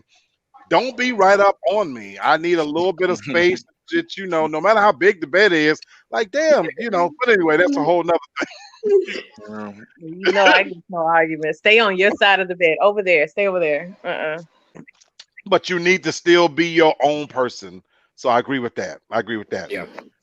Let's go to stage 4. So this is the stage of commitment and engagement. So this is that final stage where you've attained to a relationship. You've made a mutual agreement to become a couple. And I like the way they put this. It's just you and me, point blank, period. Now, like Kenan said earlier, I have sabotaged relationships before I got to this stage out of fear. And I'm working through my own fear in this. But I'm going to start with you, Terry. You're a single guy in this. What do you plan to do different as far as maybe in relationships to get to this stage? Or do you want to get to that stage? So when I came in, I think I caught the tail end of it. And I've done it too. Like, I've sabotaged relationships plenty of times, out of fear, out of like, I don't really like her or she likes me too much.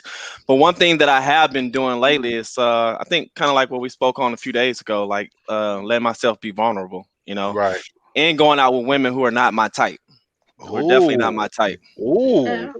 So. Oh, please, no, I can't let that go without you expounding on that.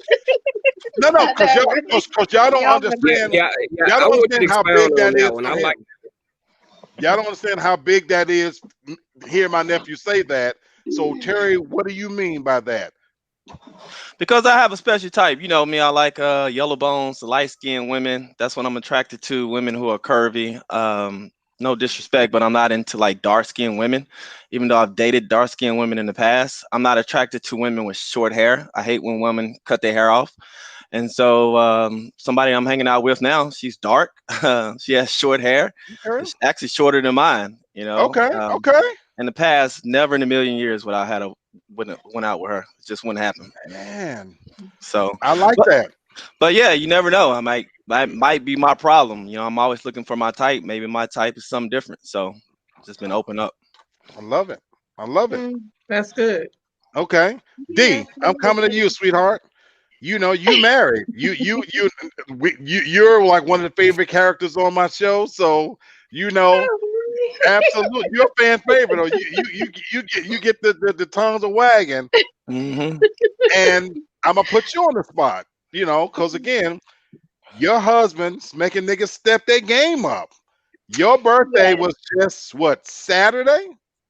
My birthday was Thursday. He Thursday. surprise and I don't know if y'all can see my diamond earrings. Look at her showing off. Look at her. 2 carats. You ain't gotta look that close. Nice. That's nice. Oh no, I wasn't capping. I was trying to see it for real. No. So, real talk. Yeah. You're at that stage. What are you guys doing to keep that fresh? Because how long have you been married? Like 6 years. And you have 2 kids. Yes, we've been together a lot longer than that. Right, But but that's yeah. why. See, that's what exactly. As long as I've known you, Steve has always been there. No, seriously, you know. So The that's funny why. thing is, he asked me several times to get married, and I said no. And not because I didn't want to be with him, but because the ideas that I have seen of marriage were not successful. They were Okay. always toxic, and they always ended in divorce. So that was my idea of marriage. So, his thing was like, well, I can show you different. So, give it a chance. So that's, we dated for a long time, and I said no quite a few times, but And I know this personally, yeah. but as Beyonce say, he put a ring on it, and seriously, but my thing is, talk to us a little bit about what it takes to keep that level of freshness that for your birthday in the middle of a freaking pandemic, your husband said, I'm going to take you to Jamaica. Seriously. Right. Um, well, just because I will say this about Steve, he pays attention to the things that I need, and I notice, like, I'm not saying all men, I notice some men don't do that. He can tell when my mood changes. He can tell when I'm stressed, and for him, it's he is such a just such a good, genuine person, and he always wants to do what's best for me, and that's the one thing that I appreciate about him most. I mean, he's a great father, he's a great husband. He's always like looking out for me, trying to do what's best for me. So, I mean, how we keep it fresh, we go out on dates all the time without the kids. We go on vacation without the kids. We have a long time, and that's what keeps it like you're dating. I mean, so I for wanted you us, to go there. That's where I I feel wanted you to like get to. we're still in the honeymoon phase, even though it's 20 years later. I mean, we, not to be graphic, but we have sex quite a bit, probably more than most couples, I'm glad you said that because that was because what I we keep talked it about at the fresh. beginning. Yeah. And that's why I'm glad she said that. I wanted my viewers to hear that part because when I started the show, I was like, well, if we're talking about dating for a married couple, they might be, what am I going to get out of this? And that's what we were talking about at the beginning, that you can still go back to the fundamentals, that what it took to get the person, you have Right. to keep doing that. And so to Right. keep it fresh, to hear her say that they go on dates without the kids, they still have a healthy sex life, and he's paying attention because I got to tell you, for a lot of men, including myself, you get to a point where you get complacent. Somebody said it in the comments earlier. I think Jennifer said it. When you get to sometimes you get to that point where, okay, I've been with you for a while. You start to take each other for granted. You don't mean to all the time, but it just happens. So it's not that you go out of your way, but I like the fact that you're talking about that he's making a concerted effort to hear what you need. And one of the reasons I'm saying that, on our last few shows, you was not, that smile, that energy wasn't there. Yep. No, really? And everybody noticed it. It wasn't. Everybody noticed it. And we were beginning to wonder, honestly, we know what you do for a living as a nurse. Well, damn, is what she's seeing every day really wearing down on her? I know that you spend part of your week away from your children. And so we were beginning to wonder, Daracel's smile is kind of going away, and it's back. And it's back. Jamaica will do that to you. And it's back. And it's back. I just want to say, on the flip side, I do the same for him. It's not a one-way thing. Freddie, you saw the pictures I know and all this. that.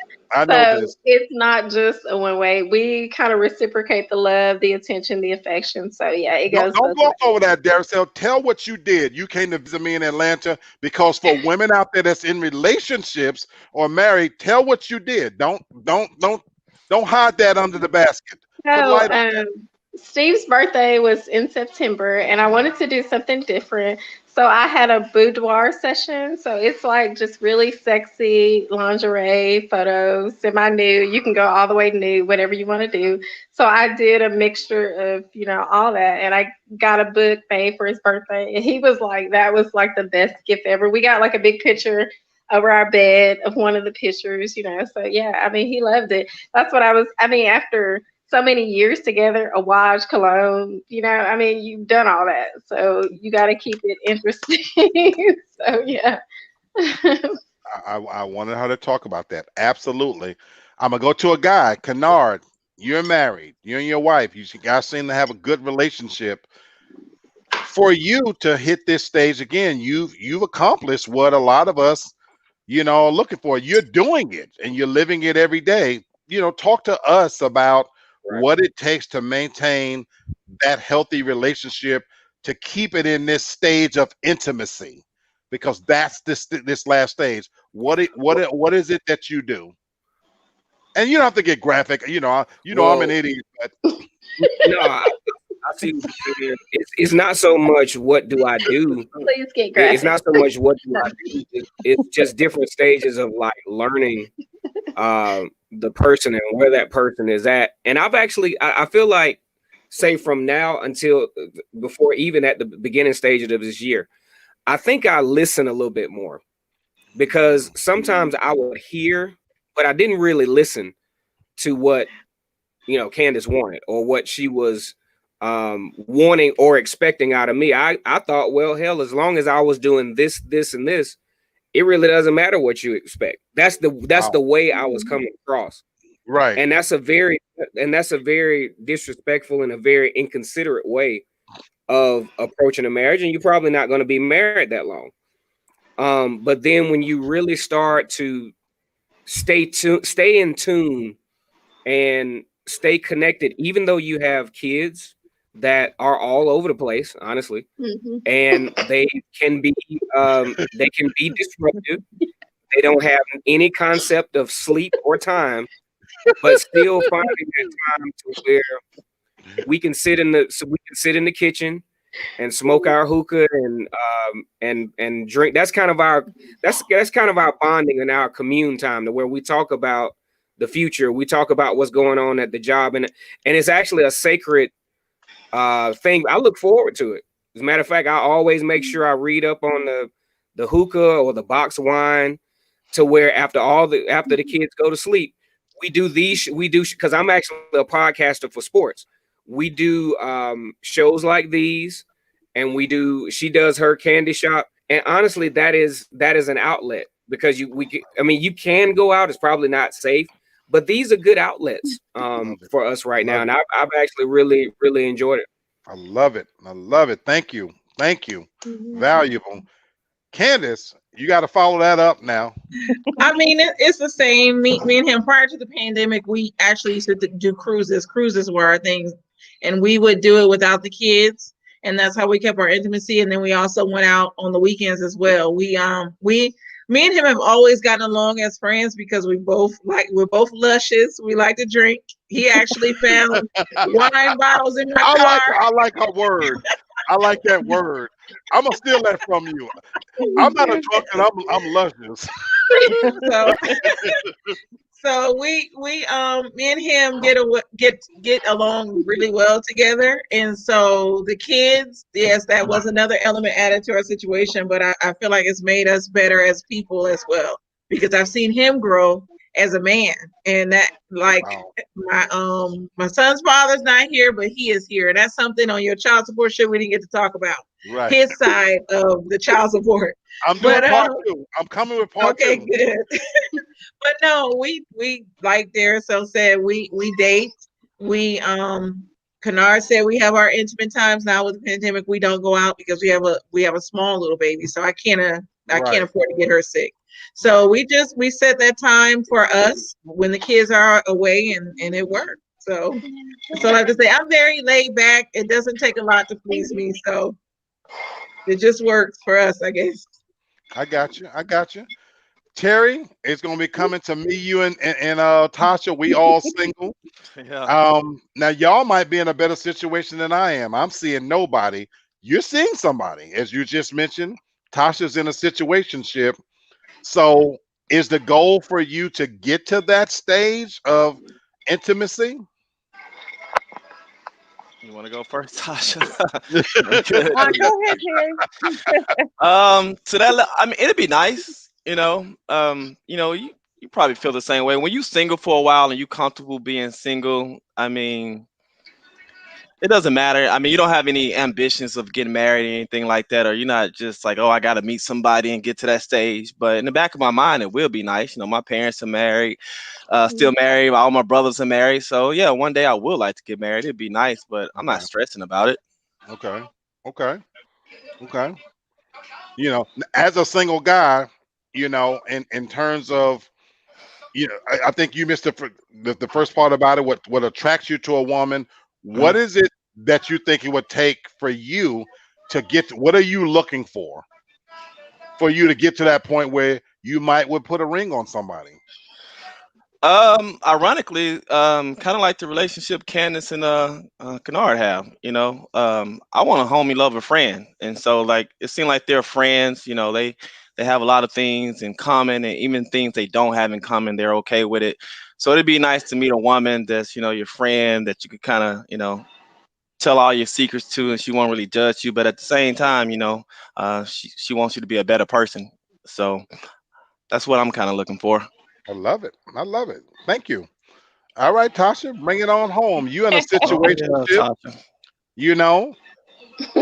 I've got a very specific question for you, because you're in a situationship, and you've carried that through all of 2020. Yeah. Does it continue, or are you looking for something different? No, with him, it's easy. We've been doing this for over 10 years. It's just easy. There is that level of comfort there. There is that you know, those conversations that we can have. And even now, you know, just still learning a lot about each other, even especially with the show, like the topics that we have. But for me, I'm realistic. I know that this isn't gonna transition into a real relationship. And it's something that we've talked about, but that's for other reasons. That is why it could never be. I got you. Right. But as far as anything else, like looking for anything new, I'm not. The last relationship that I was in, it took a lot from me. Okay. So I just want to be single, just with no expectations, where everything is on my terms. I want to do what I want to do, and that's it. So for me this year, I'm not looking for anything new. Nothing new. Wow. I just want to be by myself. Don't even ask you for your number. Just Not now. Let me say that you can ask me for my number. No, you just told me We you might don't be want nothing able new. to even fuck, but I'm not looking for anything serious. Yeah. Big Mac she for real with it. She for real with it. And I love it. She for real with it. Can I ask a question though? This Sure. is my show. Women, because I don't do this, but do you rate men when you're dating them on a scale of 1 to 10? Is that something you do? You rate men? Oh, Yeah. Yes. This is new to me. I don't rate men except for their dick size, but other than that, That's like post rating though. Like might be I rate men, but it's not on the same scale that they may rate us. It's predominantly physical. It's more. For me, it's more than that. It's how can he make me laugh? How, you know, like what does he do? How does he treat me? It's more along those lines, not so much just the physical. I'm not saying physical doesn't play a part in it, but it's more than that. It's just a different scale for women. Physical has to play a part in it. Like if a guy 5'1" approaches any one of y'all not gonna give him the time of the day. I don't care how funny he is, how charming he is. That's the same with a 300-pound woman that approaches y'all. Are y'all dating a 300-pound woman? No. No, but I rate them. So yeah, if she right. Club, like yes, that's the point he's making. That's like I said last night. You might call it something different, but women rate men. They really do. I guess I don't rate men. Honestly, I don't. It's how they talk to me, because I've dated men that were tall and big, and then I've dated skinny and short. So I don't rate them. I just don't. So out of all the men who approach all y'all women, when y'all turn around and do that first look them up and down, y'all didn't rate them to determine if you want to give them the number or nothing. You just. It's what he said to me. If he was able to really shoot his game, talk that talk, then he was getting a chance. Okay. When I meet a guy, I pretty much know if I'm going to sleep with you or not, no matter how long I make you wait. That's, I've but always yeah, I believed that know. about women, and I've always believed that Yeah, about I women. mean, That it's true. now, with that Now said, you I can think a you man can can mess it talk up himself. along the That's line where I was somewhere. going. Yeah. I think you can talk yourself out of it. You know, so Yeah. that's the balance that you can't say nothing too Yeah. stupid. But I've always believed that really, when a woman meets you, she kind of know right off the kind of pretty early at least Mhm. that you know what. Yeah. And here's the thing: you've been my friend. You've been my friend. I've seen y'all do it. I know how women think. Yeah. When you look at a guy and think, "Oh, fuck him," you know what I'm saying? Mhm. For me, that's immediate. Like if I see someone, I'm like, I'll fuck shit out of him, or I'd give him some. I would Right, give him some of right. this. And I I do would the do that. same. I've I heard used to See, that. do the I same. I say that too, but my timeline's a little different because I I get like to that. be wined and dined Right, and all these right. things first. But I still know the end result's gonna be the same. But I love it. I love it. And that's Can what I I say. Go can I ahead, please. ask, I guess, Black and D, because Black, you've been married. How do you deal with your partner changing and what they look like? Because for myself, after having this baby, I've gained weight.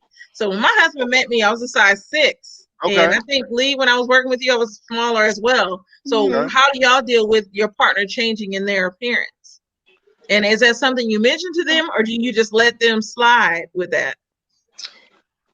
I Okay. will say this. I will say this personally from a woman. Like when I had my first child, it was pretty easy for me to lose the weight. My second one was not so easy.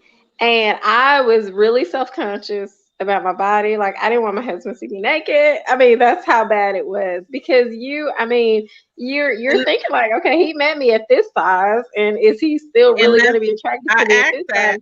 But Yeah. when you build a foundation on friendship and on true love, then it's not gonna matter because, like I said, I think another weight's easy to lose. That's all superficial. Your personality doesn't change or whatever. So any man that loves you and wants to be with you, and you have a strong foundation, I mean, gaining a little weight is not gonna matter. And the fact that you gain weight to have his child is not gonna matter.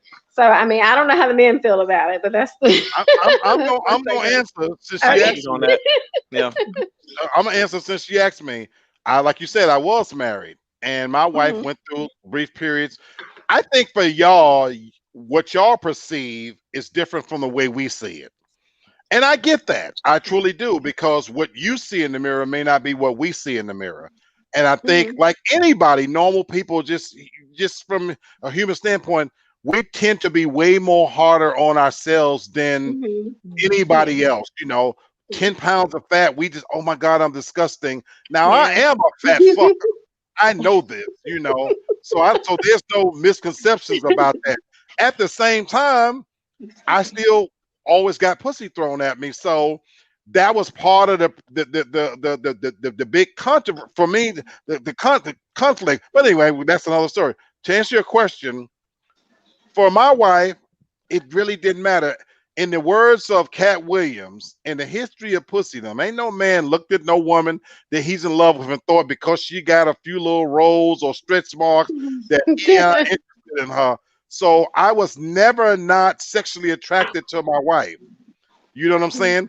And even other girlfriends I've had, when she got a little bit of weight, this gonna fuck you up. As I've gotten older, when I was younger, I used to screw a lot of little thin women. Don't no grown ass man at this stage want no skinny, bony ass woman Mm-mm. striking no match That's against her. that's No, not what Kevin Samuels is saying. He wants a size 2 to 4 I woman. love the guy because Listen, he's I saying listened what to he needs him, to and say. He's saying what he he needs is to not say to be no, popular. But I'm telling you from a no, man's point of view that right. Lizzo gets on my nerves, and I will beat the brakes off Lizzo. Mm-mm. Mhm. I'll I'll say this, Candace, and again, this is of course, never been married or anything, but the guys that I'm dealing with, he met me when I was fine. I'll say it like when I was fine. Okay, I'm You far still from that now, fine, baby. You still but fine. no, like I was sexy. I was admittedly like I was fine, but even but when I met him, he was much bigger than I was, and now the roles have changed, Yeah. but it's still he's still just as attractive. The sex is still just as good. We do it just as much. So I mean, it's, I guess it really depends on your foundation. And like Dee said, it's about being friends first. And a lot of real men, they're not gonna look at that and think like, Terry, you answer this. As you get older, it becomes about good sex, not your body. When I was younger, that's all that I saw. You know what I'm saying? I mean, she had to have an ass like a 10-year-old boy. She had to be able to bounce a quarter off of You it. probably shouldn't use that analogy. Yeah, I've heard it a lot of times growing up. Yeah, a lot. That sounds so bad. Yeah, I know. That analogy is accurate. That's why that analogy is accurate. Say an 18-year-old girl. Yes. You look at a 10-year-old boy. Oh my God. It's no homosexuality, but it's very accurate. But I'm just saying, when you're younger, it was all about. But you know what? As you get older, my thing is, and I'm going to have this as one of my show. What happens when the lights goes out? Because physically, as you age, you want intimacy. And when I'm younger, the calisthenics of sex was what it mattered to me. The marathon sessions and picking somebody up and throwing them around and grabbing them by ankles, all that. I'm too old for that kind of shit now. Now, you know what? I want a good, decent session, 20, 30 minutes. Lay your monkey ass down and let's go to sleep and curl up together. But, all that extra shit, they're still twitching her head, Dad. Don't get me wrong. Every now I can get up, but that ain't gonna be no regular. You know what? I need a session sometimes. I like what you said. Sometimes.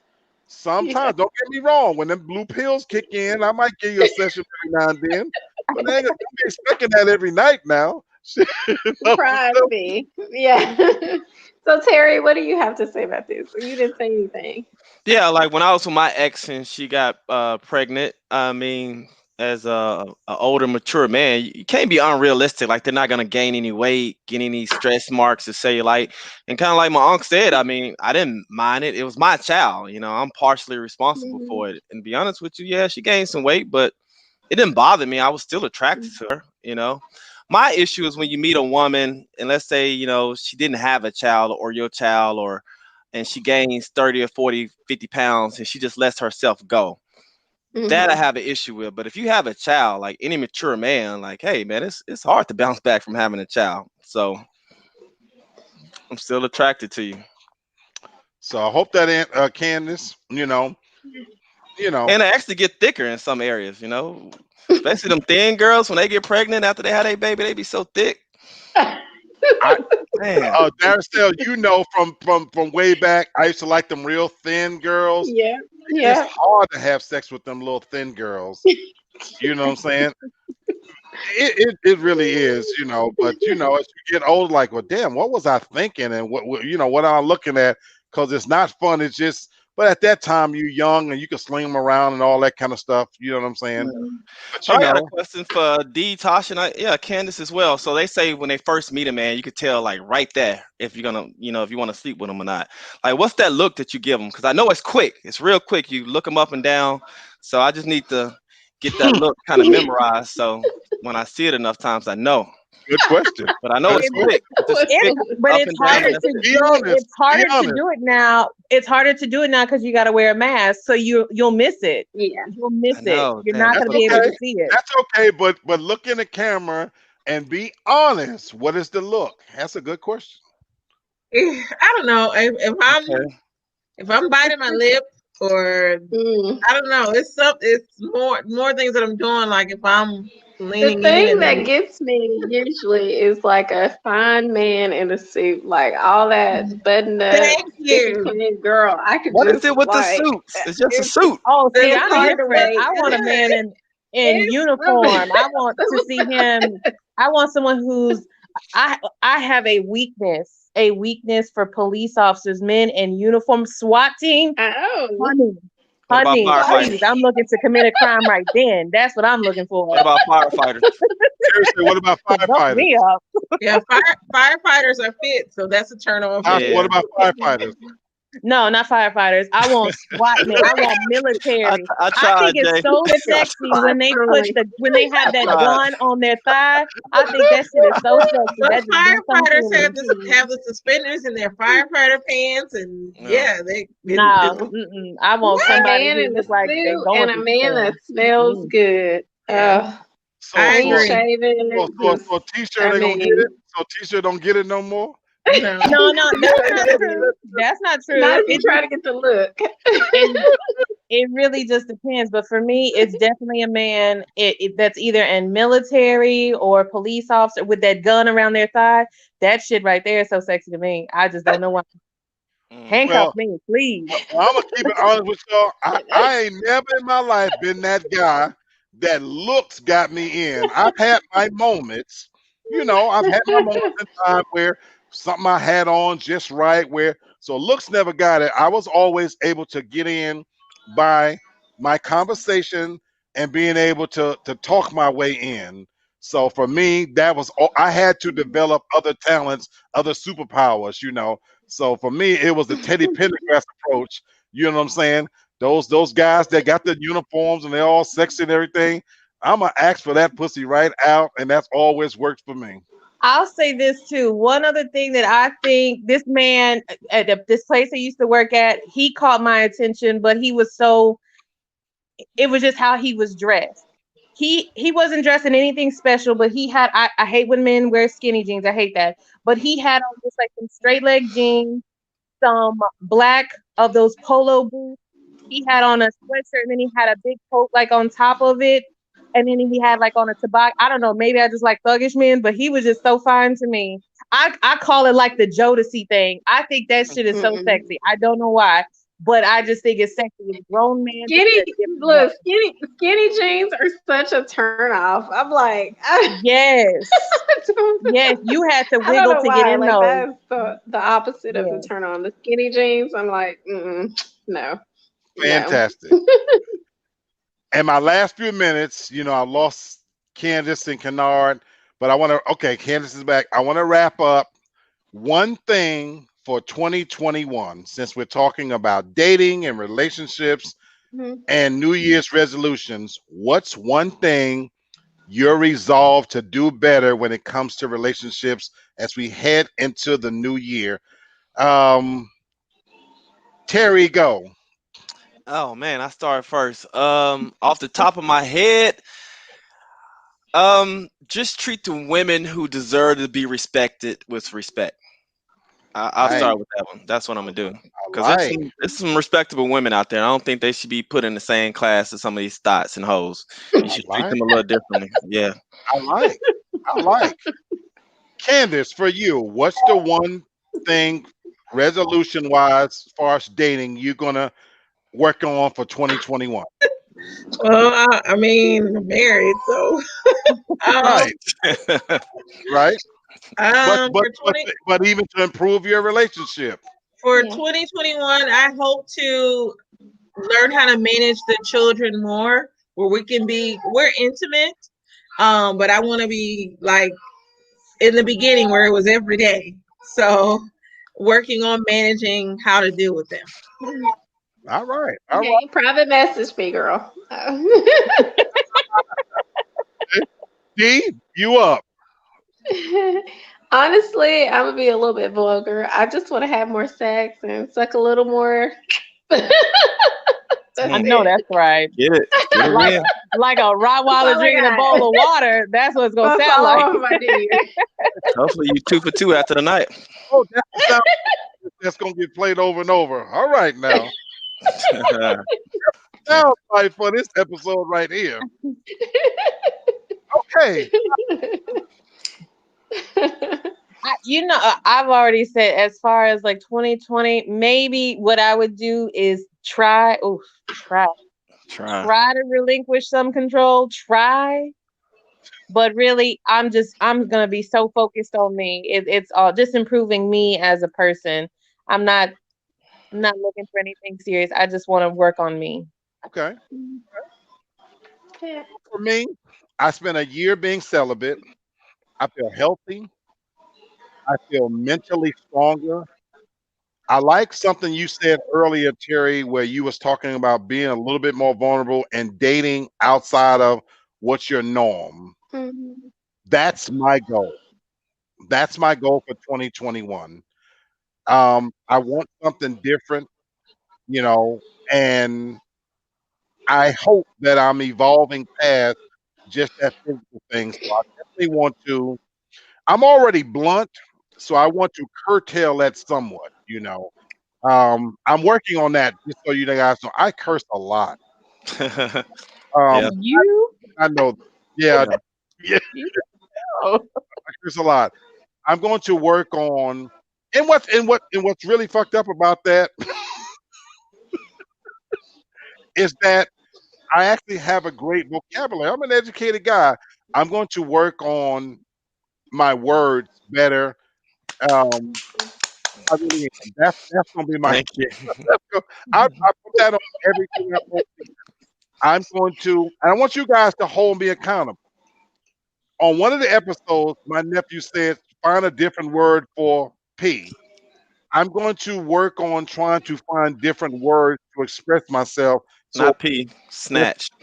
well, I didn't want to say P, and so I guess I'm gonna have to give up snatch too. I love the word snatch. I Not, know. but anyway, I'm gonna have to work on finding better terminology because I want to be better in all seriousness. So I'm still working on trying to let myself be better. That's my Wi-Fi is unstable. How do I fix it? You're frozen, Yeah, she frozen. but we can hear you. So that's for me what my 2020 resolution is. And as I told you guys at the beginning, we got some big things coming. My nephew on here, Terry, we're not going to announce. We got some big things coming for 2021. We got some big things coming. Candace, I hope you and Kennard are a part of this. It's time for us to, we see other people reach out and accomplish their goals and dreams. Mm-hmm. We Yep. small sometimes, and I get angry sometimes at my people, my African American people, because we think too small and we come up with reasons why we shouldn't. And one thing I love about my nephew is an entrepreneur. He's always thinking ahead. And Candace, you and I've talked to, I brought up a little bit to Kennard. I'm pretty sure he shared that with you. So we want to get together and start having some meetings. I think we can do big things together. I think we're on to something really, really big here. I think we've tapped into a need that is missing out there. I love the fact that we can all get together as men and women and talk like we do. I think we're onto something big. I really do. And I want to take it to the next level. So we've got some things coming in 2021. I'm excited. I'm really, really excited. I always measure myself by how I end a year. Did I end my year better than when I started?